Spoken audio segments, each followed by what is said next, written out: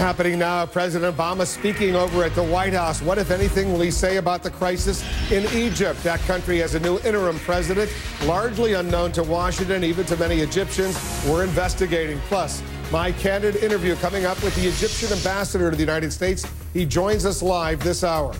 I'm Wolf Blitzer. We want to welcome our viewers in the United States and around the world. You're in the Situation Room.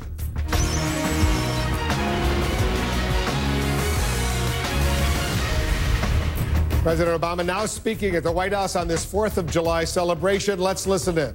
And now, 237 years later, this improbable experiment in democracy, the United States of America, stands as the greatest nation on earth.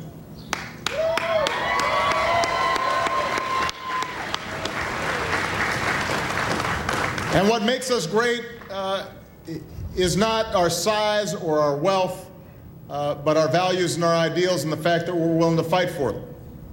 A land of liberty and opportunity, a global defender of peace and freedom, a beacon of hope for people everywhere who cherish those ideals.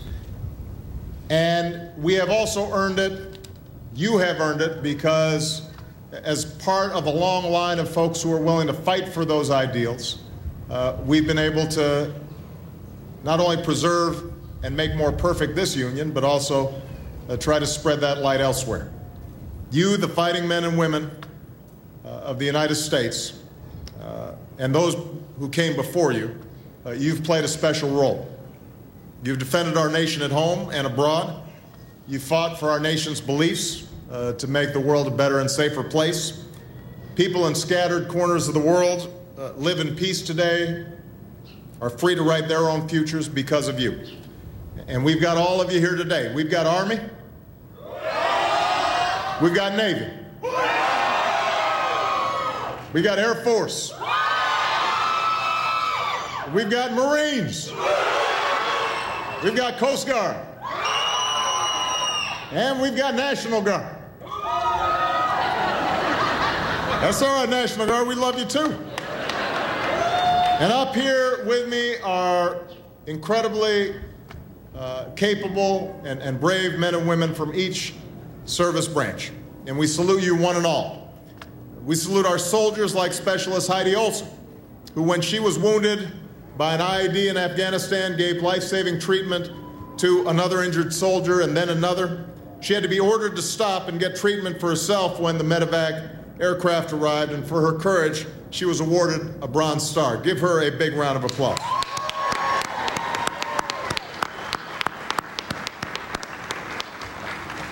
We salute our sailors, like Petty Officer Joe Marinkowski, who serves wounded warriors at Walter Reed, coordinating their care and supporting their families throughout their recoveries. Thank you, Joe. We salute our airmen, like Staff Sergeant Adam Ybarra, who helped save 9 lives in 11 combat search and mission rescues in Afghanistan in 2012. Give Adam a big round of applause.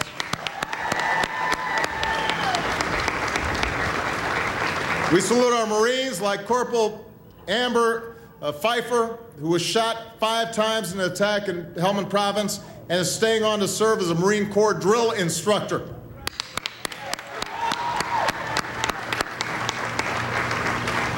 And we salute our coasties, including Petty Officer Randy Haba, who was one of the first responders to rescue the crew of a ship off the coast of North Carolina when Hurricane Sandy struck and saved the lives of 5 mariners.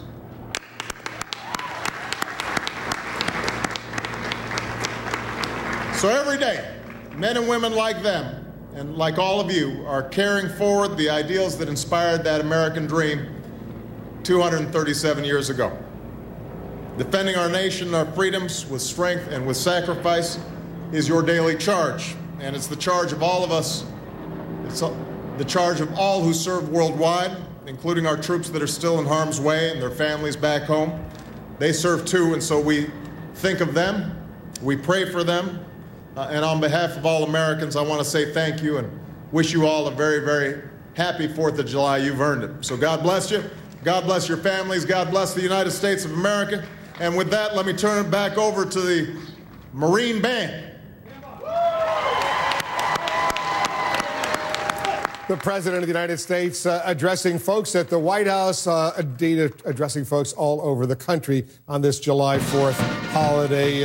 We'll continue to monitor what's going on over there. We know he spent much of today focusing in on the crisis in Egypt, although he didn't mention anything about Egypt in his public speech just now. It's just after midnight in Egypt. This the end of the first full day of the post-Mohamed Morsi era, and the country is facing a very uncertain future following the coup that ousted its first democratically elected leader. Before the speech that you just saw the president deliver, he met with members of his top national security team in the White House Situation Room, some of whom have been talking to Egyptian officials as the U.S. cautiously tries to adjust to the new reality in Egypt. Meanwhile, the head of Egypt's Supreme Constitutional Court was sworn in as the new interim president of Egypt. We'll take a closer look at Adli Mansour later this hour.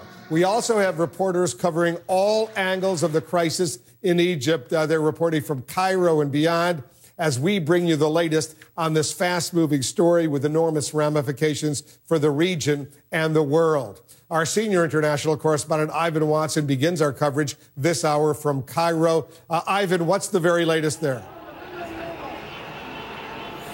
Well, it's shortly after midnight here, and the crowds of people celebrating the overthrow of the first democratically elected president of Egypt, Mohamed Morsi, they are thronging in Cairo's Tahrir Square for a second straight night, firing fireworks. This is the beginning of the Egyptian weekend, Thursday night. That may be contributing to some of the festivities. Meanwhile, a new interim president has been sworn in. He was the former top judge in the land. And the Muslim Brotherhood, the supporters of Mohamed Morsi, they are, of course, denouncing the ouster of their elected president, and they're accusing the military of trying to dismantle the Muslim Brotherhood. There's a new boss in town, the Egyptian military, back on the streets of Cairo, forming a ring of steel around the protest camp of the Muslim Brotherhood in the north of the city. Supporters of the deposed President Mohamed Morsi have gathered here, determined to defend the man who, until his overthrow Wednesday night, was the first democratically elected president of Egypt. The crowd here has been chanting "Down with military rule" and repeating another warning to the defense minister of Egypt. They're staying here until the end. The brothers say they are the target of a military coup. In the beginning, it was a military coup. Now it seems to be turning much more than a military coup. Throughout the past night, there's been very questionable attempts by the military to dismantle the Brotherhood. Opponents have moved swiftly against Muslim Brotherhood leaders and media. The Brotherhood's headquarters is an empty, burned-out shell, torched by an angry mob. On Wednesday night, security forces raided pro-Brotherhood TV stations, shutting down at least 3 TV channels and arresting some of their employees.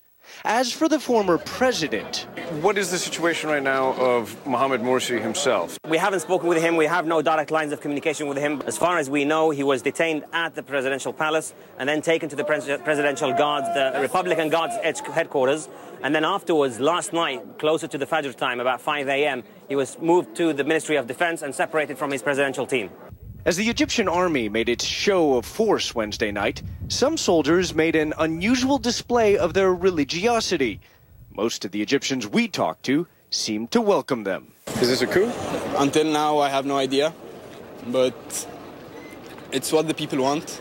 And what the people want is what will happen. And we are the only source of legitimacy in this country. At the Muslim Brotherhood camp, however, the crowd is defiant. The protesters yell "traitors" at the military helicopters that circle overhead and stand guard at their makeshift gates. What was the party in power is now forced to take shelter behind feeble barricades.